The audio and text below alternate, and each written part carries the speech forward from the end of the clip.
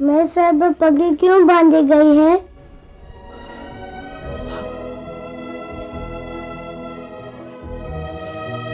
क्या बात है ऑफिसर?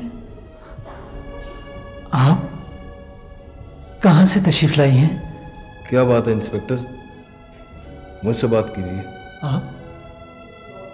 आप इनके साथ हैं? मैं इनका बॉडीगार्ड हूं और सेक्रेटरी भी। बॉडीगार्ड?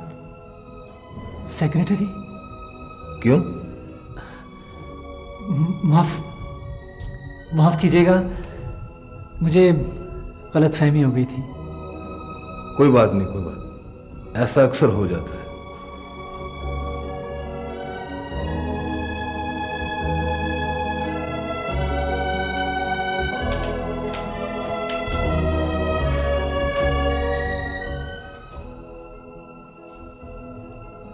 चलिए बानो बीबी जी, शाह बाबा इंतजार कर रहे होंगे। चलो। अस्सलाम वालेकुम जी। वालेकुम अस्सलाम। इंस्पेक्टर अहमर। जी फरमाइए। मैंने आपको फ़ोन किया था, बच्चे मौजूद हैं ना? जी हाँ, नुमान भी मौजूद है और अहमर भी।